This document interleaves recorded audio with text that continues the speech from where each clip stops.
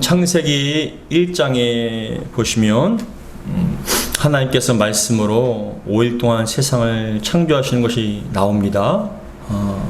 5일 동안 창조하시고 제6일째 되는 날에는 땅에 거하는 모든 짐승을 창조하신 후에 마지막으로 하나님의 형상을 따라 하나님의 모양대로 사람을 창조하셨습니다.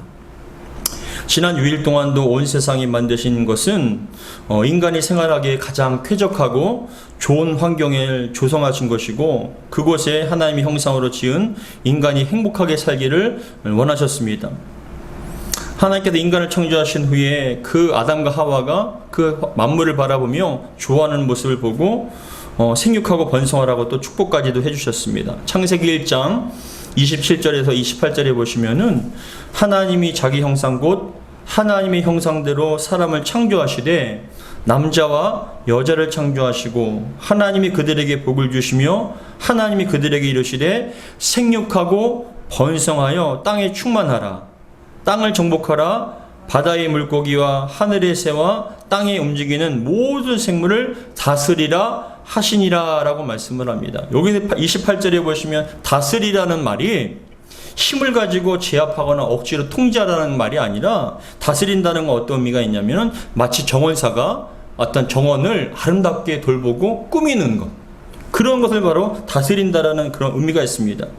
마치 여러분 아이의 부모가 태어날 아이를 위해 많은 것을 준비하여서 아이 방을 이쁘게 꾸민 것처럼 하나님께서는 사람이 하나님께서 만들어 놓으신 지구의 모든 것들을 바라보며 생육하고 번성하며 행복해하는 모습을 기대하고 인간을 또 만드셨습니다. 하나님께서 모든 것을 준비하신 후에 인류의 첫사람 아담과 하와를 창조하셨고, 하나님의 창조의 세계를 감탄하며 즐거워하는 아담과 하와를 바라보시며 보시기에 심히 좋았더라 라고 말씀하세요. 여러분 생각해 보세요. 부모님이 열심히 아이를 위해서 꾸몄는데 그 아이가 볼 때마다 신기해하고 좋아하면 부모의 입장으로서는 참 행복한 것이잖아요. 마치 우리 하나님께서 우리 인간을 보시고 보시기에 심히 좋았다라고 말씀합니다. 소요리 문답 1문이 있습니다. 소요리 문답이라는 것은 신앙의 고백을 질문하고 답하는 것인데, 우리 장로교칙에 소요리 문답 1문에 나와 있는 인간의 최고의 목적이 무엇인가? 인간의 최고의 목적이 무엇인가라는 그런 질문의 대답은, 인간의 최고의 목적은 하나님을 영화롭게 하는 것이며 그를 영원토록 즐거워하는 것이다라고 말씀을 하고 있습니다. 그러니까 인간의 목적, 존재의 이유는 하나님을 영화롭게 할 뿐만이 아니라 영원토록 즐거워하는 것. 하나님 이 만물을 창조하신 거 너무나 감사합니다. 누리게 하신 거 감사합니다. 하나님께 영광을 돌리며 즐거워하는 그 모습을 기대하시고 인간을 창조하셨다는 것입니다.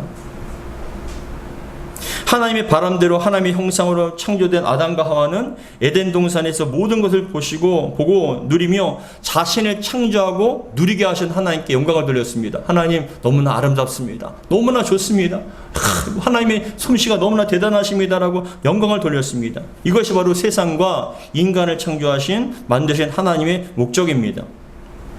그런데 우리가 잘 아는 바와 같이 에덴 동산에서 선악과를 따먹지 말라고 하신 하나님의 명령을 어기고 뱀의 유혹에 넘어간 아담과 하와는 결국 선악과를 따먹고 말았습니다. 하나님께서 선악과를 따먹으면 반드시 죽으리라 라고 말씀을 하신 것도 무시한 채 자신이 절대자인 것처럼 자신이 원하는 대로 선악과를 따먹고 말았습니다. 하나님의 명령을 무시하고 어긴 순간 아담과 하와의 범죄로 인하여서 창조주이신 하나님과 인간의 관계가 끊어진 것이에요. 죄가 이 땅에 들어오게 된 것입니다. 하나님 말씀에 불순종함을 통하여 죄가 들어오게 되었고, 죄의 결과인 사망이 우리 인류를 지배하기 시작한 것입니다.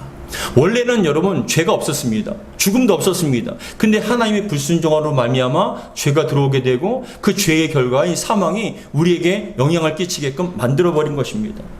로마서 5장 12절에 보면 다음과 같이 얘기합니다. 같이 읽겠습니다. 시작. 그러므로 한 사람으로 말미암아 죄가 세상에 들어오고 죄로 말미암아 사망이 들어왔나니 이와 같이 모든 사람이 죄를 지었으므로 사망이 모든 사람에게 이르렀느니라 라고 합니다. 사망이 모든 사람에게 이르렀다. 그러니까 그 죄에서 사망에서 자유로울 사람이 한 사람도 없다는 것이, 여러분 안 죽는 사람 없잖아요. 다 죽지 않습니까? 그것은 바로 죄의 결과라는 것입니다. 아담과 하와의 범죄 이후에 하나님과의 관계가 끊어진 인류는 급격하게 타락하게 되었고, 그 중에 가장 심각한 타격은 바로 이 세상을 창조하시고 우리를 창조하신 하나님을 온전히 믿고 바라보는 눈을 잃어버렸어요. 죄의 결과로 말미암아 많은 영향력 가운데 가장 심각한 타격이 무엇이냐? 하나님을 온전히 바라보고 믿는 눈을 상실해 버렸다는 것입니다. 여러분, 눈이 좋으면 모든 것이 선명하게 보이지 않습니까? 그런데 여러 가지 이유로 눈이 나빠지면 흐려지고 제대로 바라보지 못하는 거예요.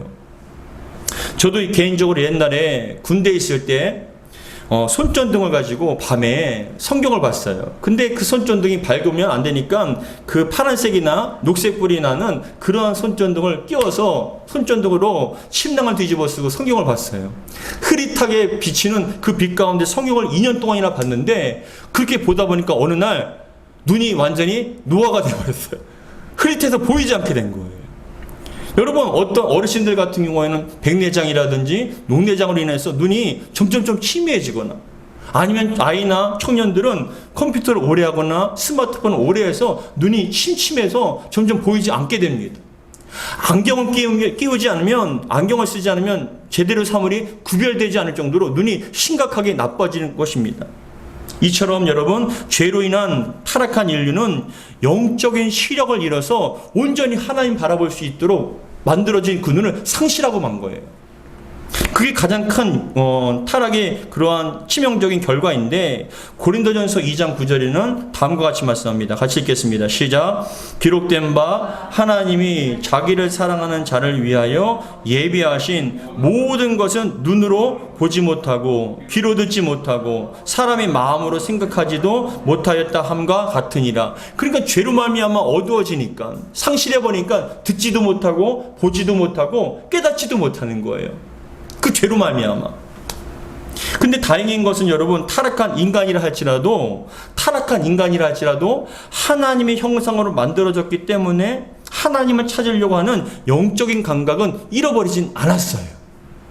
시력을 점점 잃으면 뿌옇게 보이지만 희미하게나마 볼 수 있는 것처럼, 타락한 인류, 죄로 말미암아 보이지 않는다 할지라도 그 속에 하나님을 찾으려고 하는 영적인 감각까지는 사라지진 않았다는 것이에요. 타락한 인간이라 할지라도 본능적으로 남아있는 것이 바로 절대자를 찾으려고 하는, 의지하려고 하는 그런 마음이 우리 인간에게 남아있다는 것이죠. 이에 대해서 종교개혁자 칼빈은 뭐라고 말씀하냐면은, 하나님에 관한 지식은 본래 인간의 마음속에 심겨져 있고 이것은 타락한 후에도 분명히 하지는 않으나 어느 정도 하나님에 대한 신성한 의식은 남아있음을 보여준다라고 얘기하는데, 이것을 신학적인 용어로 종교의 씨앗이라고 얘기하고요. 종교의 씨앗. 여러분, 우리만 하나님을 찾는 것이 아니라 하나님을 여러분 모르는 사람들도, 예수님 모르는 사람도 자기들이 어떤 신을 찾고자 하는 마음이 있다라는 것이죠.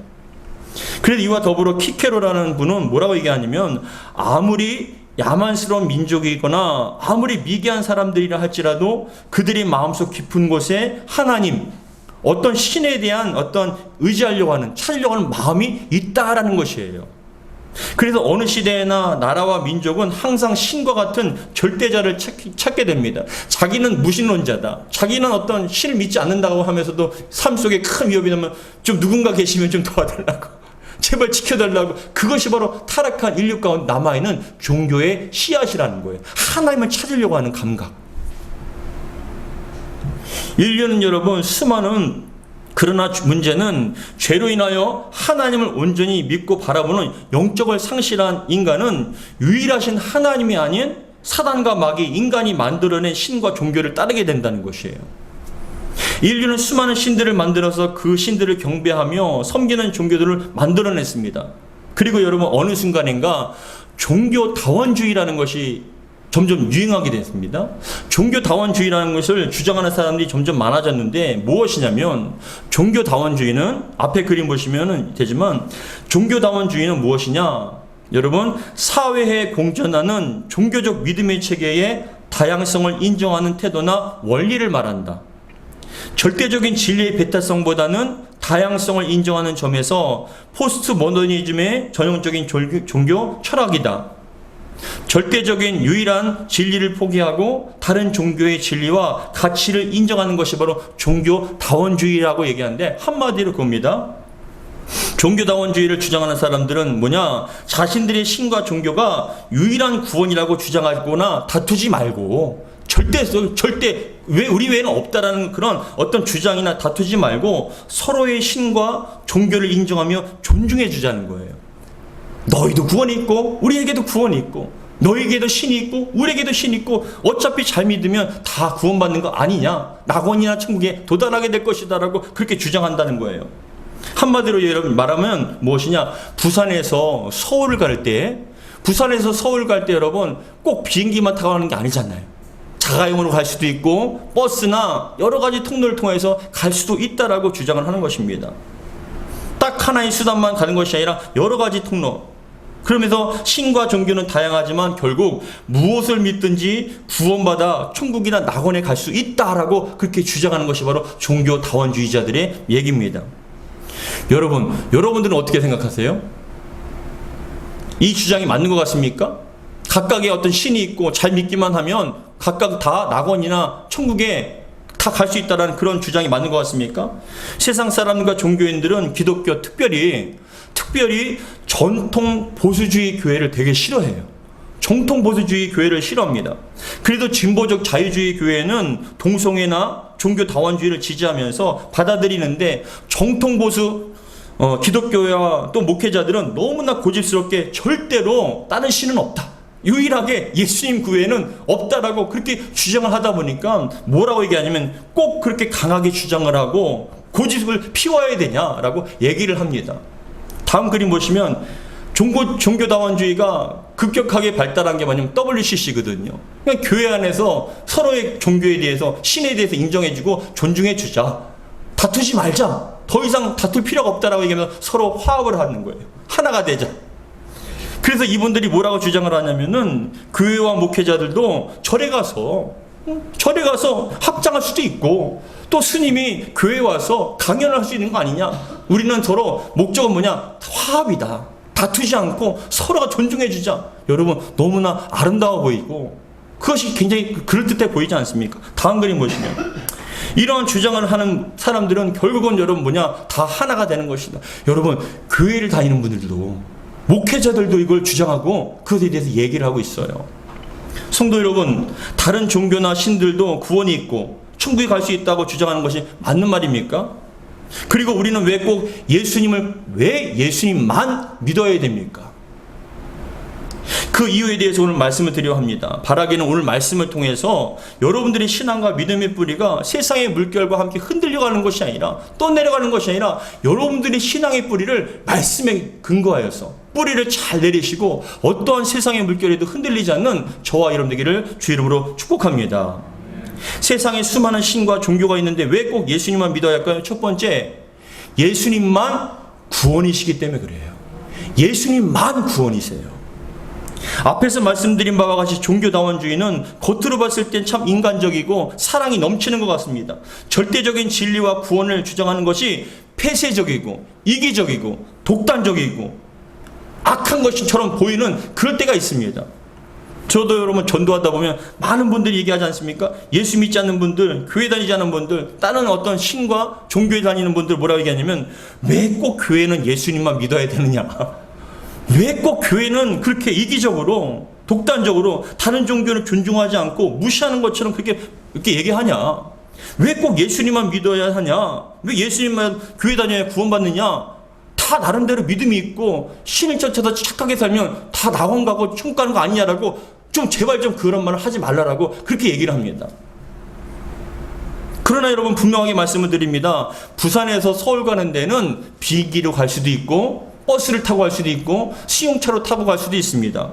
심지어는 여러분 산에 오르는데 정상을 가는데 여러분 동서남북 다 길이 있을 수도 있죠. 꼭 남쪽에만 있는 게 아니에요. 북쪽에 있을 수도 있고 서쪽에도 있을 수 있습니다. 여러분 그렇습니다. 부산에서 서울 가는데 여러 가지 수단으로 갈 수도 있고 산의 정상을 가는데도 여러 가지 길이 있을 수도 있지만 잊지 마세요. 구원의 길은 예수밖에 없어요. 우리가 죄사함 받아서 구원받는 길은 예수밖에 없어요. 이것에서 흔들리면 여러분 심각하게 되는 거예요. 왜냐? 성경에서는 절대적으로 분명하게 하나님께 말씀하시기를 뭐라고 말씀하시냐? 사도행전 4장 12절 같이 읽겠습니다. 시작. 다른 이로서는 구원을 받을 수 없나니 천하 사람 중에 구원을 받을 만한 다른 이름을 우리에게 주신 일이 없음이라 하였더라. 예수님 외에는 다른 구원의 길이 없어요. 어떤 성인이요? 착한 일이요? 그 어떤 것도 여러분 우리를 구원할 수 없어요. 우리의 죄를, 본질적인 죄를 여러분 사해줄 수도 없고 속량할 수도 없어요. 예수 외에는 다른 길이 없어요. 타락한 인간은 이 하나님과의 관계가 끊어졌습니다.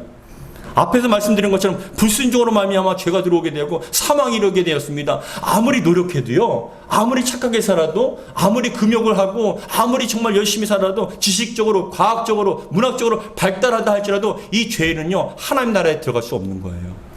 끊어진 하나님 관계를 회복시킬 수가 없어요. 그러나 하나님께서는 예수님을 이 땅에 보내주셔서 십자가의 죽으심을 통하여 하나님과 우리와 단절되었던 그 길을, 그 다리 골짜기를 십자가로 연결해 주신 거예요.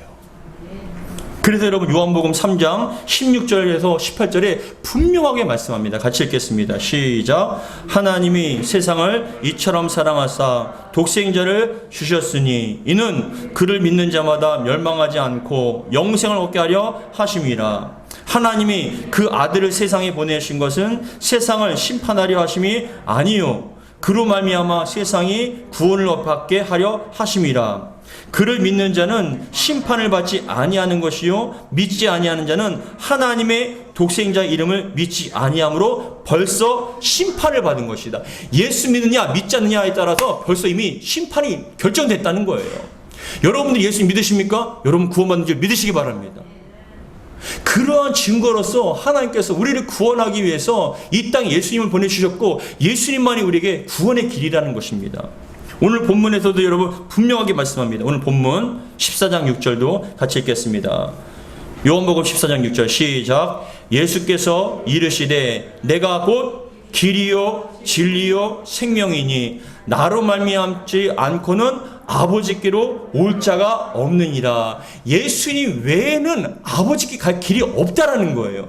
예수님 자체가 길이고 예수님 자체가 진리이고 예수님 자체가 여러분 생명입니다. 그래서 예수님을 통하여서 우리가 하나님께 나아갈 수 있는 것이에요. 흔들리지 마세요. 아무리 세상이 뭐라고 이해하고 각각의 신이 있다, 화합해야 된다, 왜 이기적이냐? 아니요, 원래 구원은 이기적이에요. 다른 길이 없어요. 하나님께서 말씀하시기를 예수 그리스도 외에는 다른 길이 없다면 인간이 아무리 얘기해도 여러분 그 길밖에 없는 것이에요. 미혹당하지 않기를 주 이름으로 축복합니다. 두 번째, 왜 우리가 꼭 예수님만 믿어야 되는가? 두 번째는 이유는 그겁니다. 예수님으로 말미암아 구원받을 뿐만이 아니라 우리가 여러분 천국과 지옥이 있기 때문에 예수님만 믿어야 되는 거예요. 천국과 지옥이 있기 때문에. 인간의 삶은 죽음으로 끝나는 게 아니에요. 인간은 죽음을 끝나는 게 아니에요. 우리가 죽으면 우리의 영혼은 그대로 보는 것처럼 느끼는 것처럼 우리 영혼은 그대로 여러분 모든 것을 감각을 가지고 육신의 장막을 벗어나는 거예요. 근데 우리의 영혼이 죽음이라는 장막을 통하여서 과정을 통해서 영원한 세계에 들어갈 때 우리 영혼이 두 가지 길밖에 없어요. 영원한 천국이냐 영원한 지옥이냐. 그 길밖에 없어요. 근데 영원한 천국에 갈 수 있는 유일한 길이 뭐라고요? 예수 믿는 것 외에는 없는 거예요. 근데 예수 믿지 않는 자들은 어떻게 됩니까? 영원한 심판, 불의 지옥에서 영원한 죽음을 당해야 된다는 것입니다. 여러분, 단지 우리 몸에 영혼이 몸에 함께 있느냐 아니면 몸 밖에 있느냐 그것이 중요한 게 아니에요. 우리 영혼은 죽지도 못하고 사라지지도 않아요. 사람이 꿈을 꾸면 육신은 그대로 누워 있잖아요. 잠을 자지 않습니까? 근데 우리 영혼은 활동을 해서 꿈을 꾸게 됩니다. 우리가 미처 보지 못했던 새로운 세계를 보게 되고 우리가 상상하지 못한 일들을 경험하게 됩니다. 근데 어떤 때는 꿈을 꾸는 게 너무나 생생해서 우리가 육신의 눈으로 보고 보는 것보다 더 생생할 때가 있잖아요.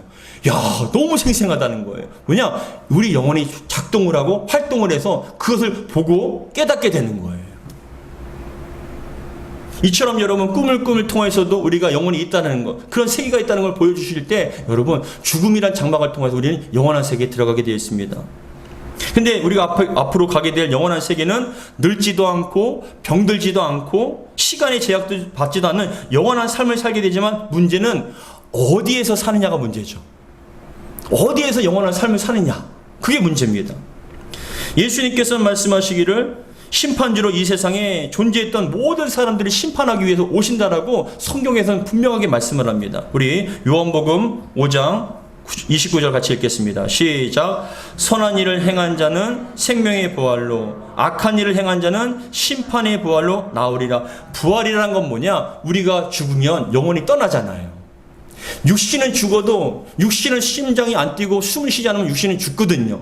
근데 육신이 죽어도 우리 영혼은 그 육신에서 벗어나서 육체가 없는 몸으로서, 영혼으로서 살고 있다가, 부활이라는 게 뭐냐? 이제 마지막 주님께서 심판하실 때 우리 영혼은 영원의 부활의 몸을 잊게 되는 거예요.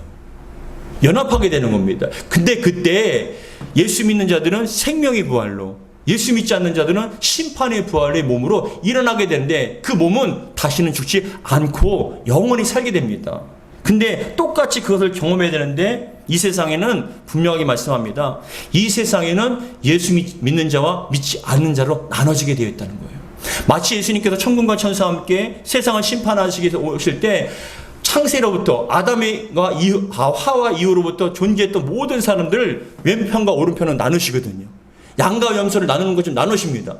그랬을 때 여러분, 그 오른편에 있는 자, 양과 같은 자들은 뭐라 하냐면 축복받은 자요라고 얘기하면서, 너희들은 창세로부터 준비된 하나님의 기업을 너희들은 받을 것이다, 복받은 자라고 그렇게 축복하시는데, 반면에 왼편에 있는 사람들에게 뭐라 하냐면, 너희들은 창세 이후로 준비된 심판을 받아야 될 것이다 라고 말씀하세요.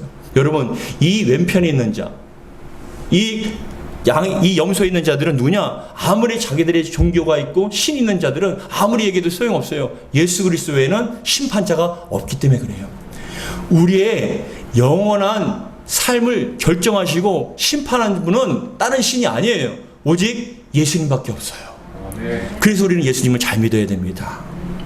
여러분, 요한계시록 20장 11절에서 15절에도 다음과 같이 말씀합니다. 같이 읽겠습니다. 시작. 또 내가 크고 흰 보좌와 그 위에 앉으신 이를 보니 땅과 하늘이 그 앞에서 피하여 간데 없더라. 또 내가 보니 죽은 자들이나 큰 자나 작은 자나 그 보좌 앞에 서 있는데 책들이 펴 있고 또 다른 책들이 펴 있으니 곧 생명책이라. 죽은 자들이 자기 행위를 따라 책들에 기록된 대로 심판을 받으리니, 바다가 그 가운데 죽은 자들을 내주고 또 사망과 음부도 그 가운데서 죽은 자들을 내주매, 각 사람이 자기 행위대로 심판을 받고, 사망과 음부도 불못에 던져지니 이것은 둘째 사망 곧 불못이라. 누구든지 생명책에 기록되지 못한 자는 불못에 던져지니라. 이 생명책을 기록하신 분이 누구십니까? 예수님이세요. 그 영혼을 결정하시고 그 영혼을 심판하신 분이 누구십니까? 예수님이세요. 예수님께서 우리의 이름을 생명책에 기록할 때 우리는 영원한 천국에서 부활의 영광을 갖게 될 것이고, 이 생명책에 기록되지 않은 사람들은요, 누구요? 악한 자들, 선을 행하지 않는 자들, 누굽니까? 예수 믿지 않은 자들은 영원한 심판을 받을 수밖에 없다라는 것이에요. 그렇기 때문에 여러분, 우리는 예수님 잘 믿어야 됩니다. 어떤 것에도 유혹당하지 마세요. 예수님 믿는 것 외에는 생명책에 기록될 방법이 없습니다. 이 세상에 아무리 많은 사람들이 각각의 종교에도 구원이 있고 천국과 낙원이 있다 주장해도 결국 그것은 허공에 울리는 메아리와 같습니다. 아무런 의미가 없어요. 또다시 얘기합니다. 그렇게 독단적으로 이기적으로 어떻게 그렇게 주장할 수 있냐? 그건 제 주장이 아니라 하나님의 말씀이고 언약이에요.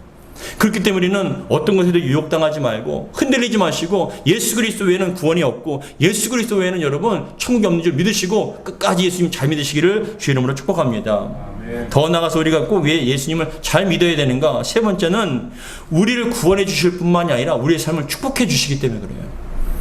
우리를 인도해 주시고 보호하시고 지켜주시고 축복하시는 분이 누굽니까? 하나님이셔요.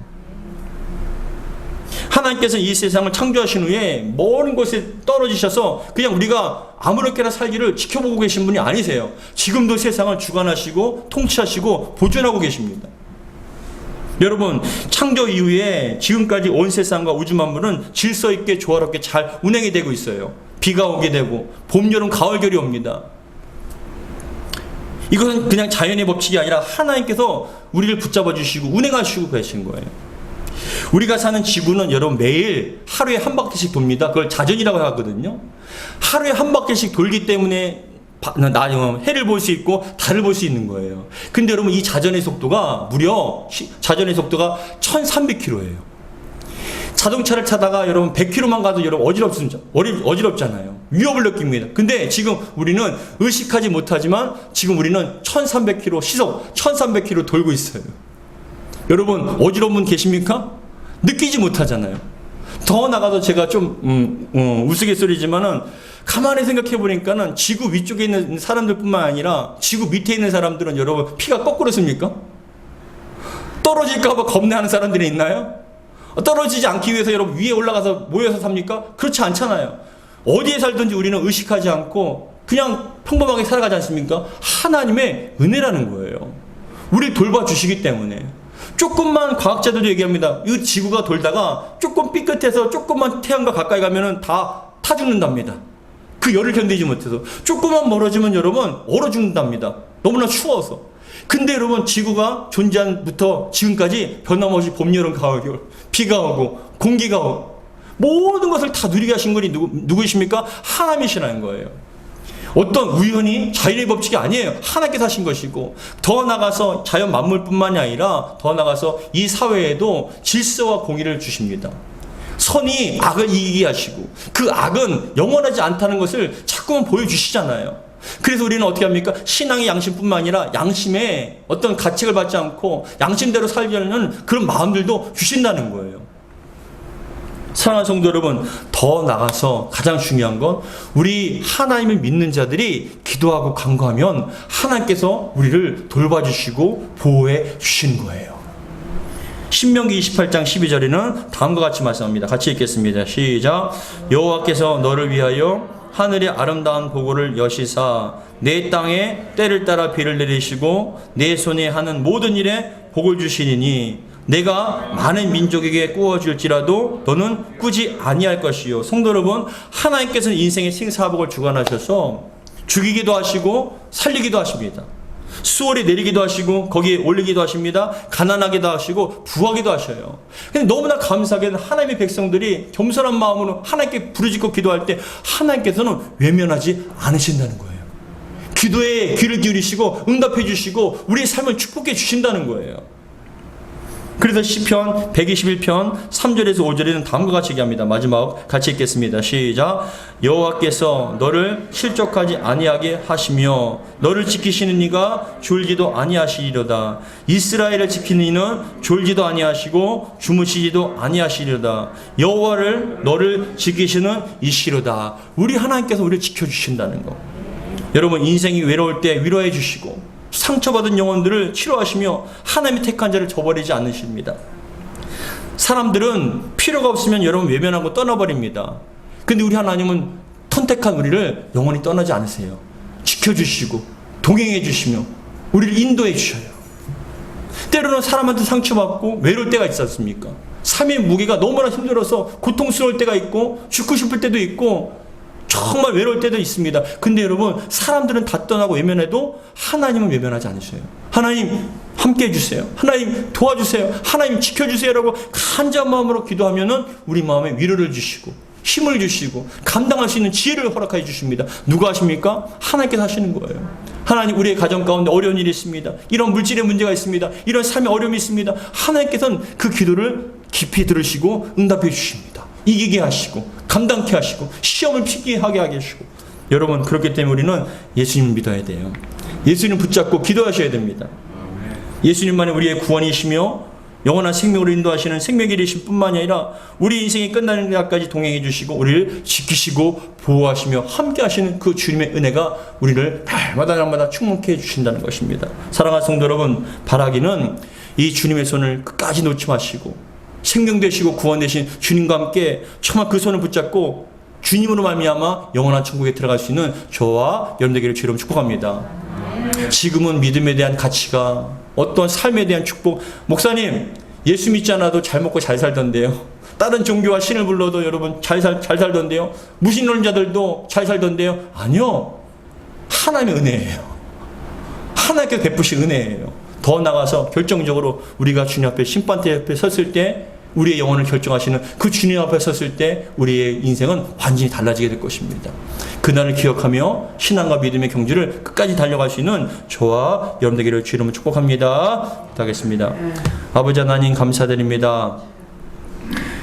우리도 때로는 신앙생활을 할 때 많은 사람들이 비난할 때가 있습니다. 꼭 왜 예수만 믿어야 되느냐, 왜 이렇게 이기적으로 독단적으로 다른 종교와 신들을 무시한 채 너희들이 그럴 수 있냐, 그건 종교인의 참된 모습이 아니라라고 자꾸만 얘기하는데 그 뒤에는 사단이 있습니다.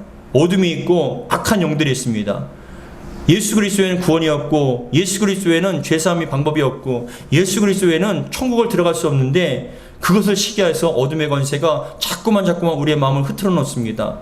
더 나아가서 이 세상에 수많은 신들과 종교가 있고 각각의 낙원이 있고 구원이 있다라고 자꾸만 우리를 미혹하지만, 우리 사랑하는 성도들, 예수의 영을 가진 사람들 한 사람도 그것에 현혹되지 않도록 축복하여 주옵소서.